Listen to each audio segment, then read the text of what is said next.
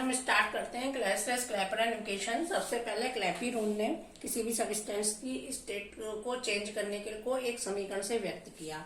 यानी state change का मतलब सॉलिड से या तो हम लिक्विड बनाएं और या फिर लिक्विड से वेपर।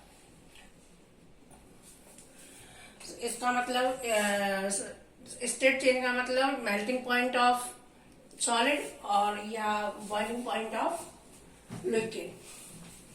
इसके बाद क्लैसियस ने इसमें संशोधन किया समीकरण में, इसलिए इस इक्वेशन को हम क्लैसियस क्लैपेरॉन इक्वेशन के नाम से जानते हैं, लेटेंट हीट इक्वेशन के नाम से जानते हैं। तो हमने ये दो आइसोथर्मल कंसीडर किए at very close temperature T और T minus delta T for 1 gram substance below it critical point. तो इस ग्राफ में देखिए along the AB and EF substance is in liquid state, along BC और FG substance in liquid and vapour state coexist in equilibrium, along curve CD और GH substance is in unsaturated vapour state. At point B and C substance in entirely liquid and vapour state. P pressure along temperature T and P minus delta P pressure along temperature T minus delta T और V1 और V2 volume along point B and C। तो इसको solve करने के लिए हमने B और C से दो एडियाबैटिक ड्रॉ करें थ्रू B एंड C, जो इसके B और C के बहुत नजदीक हैं, और जो हमारा लोअर ग्राफ है FGH, इसको F' और G' पर काट रहे हैं। तो if the substance is enclose in the cylinder of Carnot engine and is taken through a reversible cycle B, C, G', F' V, the efficiency of heat engine is given by W/Q1, where W is the work done by the system along the reversible cycle B, C, G', F', V, and Q1 is heat taken at temperature T। तो ये जो हमें work done है वो हम कैसे निकालेंगे? Area of the B, C, G', F'। चूंकि हमारे जो एडियाबैटिक है वेरी स्मॉल है, वेरी क्लोज है B और C के, तो उसको हम कैसे ले सकते हैं? Consider as parallel. तो हमारे पास हम क्या लेंगे? एरिया ऑफ, ये पैरेललोग्राम बन जाएगा, तो area of parallelogram B, C, G', F' B, इसका हम एरिया लेंगे। ये पैरेललोग्राम है, पैरेललोग्राम बन गया। तो इसका एरिया कितना हो जाएगा? V2 minus V1 into delta P।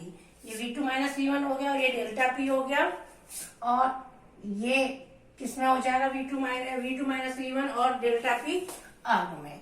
यहाँ पर V2 minus V1 centimetre cube में है और डेल्टा P डाइन पर सेंटीमीटर स्क्वायर में है। अब इस कर्व में देखिए A, B, C, D में B पर जो हमारा सिस्टम है वो लिक्विड स्टेट में है और यहाँ पर हमारा वेपर स्टेट में है, और ये जो लिक्विड से वेपर बनना है एट कांस्टेंट टेम्परेचर T। तो इस केस में जो हीट टेकन होगी एट टेम्परेचर T पर वो कितनी होगी? Q बराबर M इंटू L। हमारा सब्सटेंस 1 ग्राम है तो 1 इंटू L, और ये किसमें आएगी? कैलोरी में। तो इसको हम J इंटू L से किसमें लिखेंगे? अर्ग में। यहाँ ये जो है L, ये क्या है? लेटेंट हीट ऑफ वेपोराइजेशन, और J जो है मैकेनिकल इक्विवेलेंस है। यानी सब चीज हम किस में ले रहे हैं? CGS सिस्टम में ले रहे हैं। अब जो अगर हीट इंजन है दो टेम्परेचर के बीच में काम कर रहा है T1 और T2, तो उसकी जो एफिशिएंसी होती है ईटा बराबर 1 माइनस T2/T1। यह हमारा जो हीट इंजन है वो टेम्परेचर किसके बीच में काम कर रहा है? T और T माइनस डेल्टा T। तो इसकी एफिशिएंसी हो जाएगी 1 minus T minus delta T upon T, और ये हो जाएगा डेल्टा T अपॉन T। अगर हमारी ये इक्वेशन नंबर 1 नाम दे दूं और ऊपर से मैं ईटा निकालूं W/Q1, तो W हमारा कितना आया था V2 minus V1 into delta P, और इसकी वैल्यू आई थी J इंटू एल। ये हो गई हमारी इक्वेशन नंबर 2। तो फ्रॉम इक्वेशन 1 एंड 2 इनको हम बराबर कर दें तो डेल्टा T अपॉन T बराबर हो जाएगा V2 माइनस V1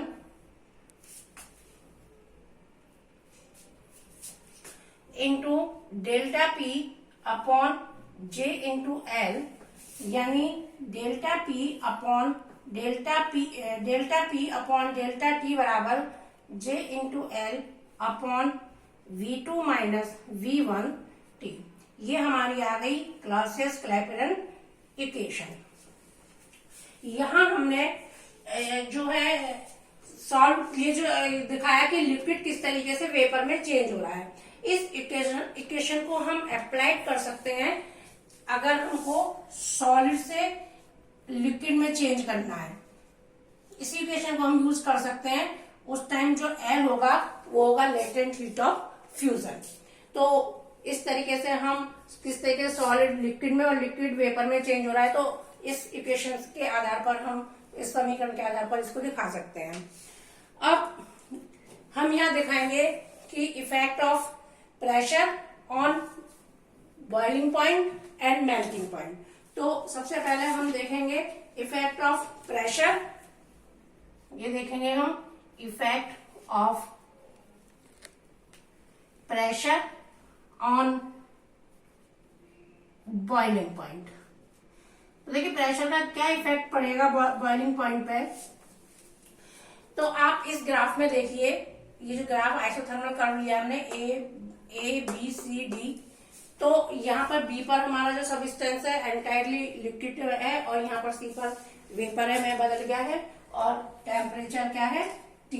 तो इसका मतलब यह है कि यहाँ पर जो T होगा वो क्या होगा, बॉइलिंग पॉइंट होगा सबस्टेंस का।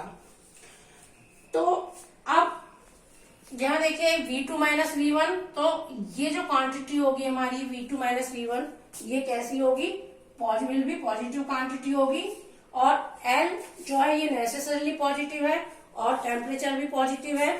तो हमारा डेल्टा P और डेल्टा T भी कैसा होना चाहिए, पॉजिटिव होना चाहिए। तो इसका मतलब यह है कि अगर boiling point of every liquid rising with increasing pressure, यानी अगर हम प्रेशर को बढ़ाएंगे तो बॉइलिंग पॉइंट बढ़ेगा। अब हम देखेंगे effect of pressure on melting point, यानी प्रेशर का अब हम इफेक्ट मेल्टिंग पॉइंट पे देखेंगे। तो अगर हम इसी आइसोथर्मल कर्व को लें ए बी सी डी, तो यहाँ पर हमारा बी पॉइंट पे सबस्टेंस एंटायरली सॉलिड होगा और सी पर कैसा होगा, लिक्विड होगा। तो जो टेम्परेचर होगा ये यहाँ क्या होगा फिर, मेल्टिंग पॉइंट। तो अगर हमारा ऐसा सबस्टेंस है जो हमारा एक्सपेंड होता है गर्म करने पर, क्या होता है, एक्सपेंड होता है, जैसे वैक्स और सल्फर, तो उस केस में V2 माइनस V1 कैसा होगा, पॉजिटिव होगा। तो उस केस में delta P upon delta T भी कैसा होना चाहिए, पॉजिटिव होना चाहिए। तो इट मीन्स कि प्रेशर इंक्रीज करने पर मेल्टिंग पॉइंट इंक्रीज होगा। और अगर हमारा सबस्टेंस ऐसा है जो हीट करने पर कांटेक्ट करते हैं, जैसे आइस, तो उस टाइम V2 माइनस V1 कैसा होगा, नेगेटिव होगा। V2 माइनस V1 नेगेटिव होने से delta P upon delta T negative होगा। इट मीन्स अगर हम प्रेशर बढ़ाएंगे तो टेम्परेचर कैसा होगा, कम होगा। चलिए देखिए, अभी हमने जो अपनी क्लॉसियस-क्लैपेरॉन इक्वेशन पढ़ी थी, dP अपॉन dt बराबर L upon T V2 minus V1। इस पर हम, ये हमारी क्लॉसियस-क्लैपेरॉन इक्वेशन है। देखिए यहाँ J को जो है हमने जो हमारी कैलोरी में आई थी उसको हमने अर्ग में कन्वर्ट किया है, इसलिए हमने ये J यूज करा है। ठीक है। तो अब इसमें हम देखेंगे हमारा सवाल क्या कहता है, find the increase in the boiling point of water at 100 degree temperature where pressure is increase by 1 atmosphere.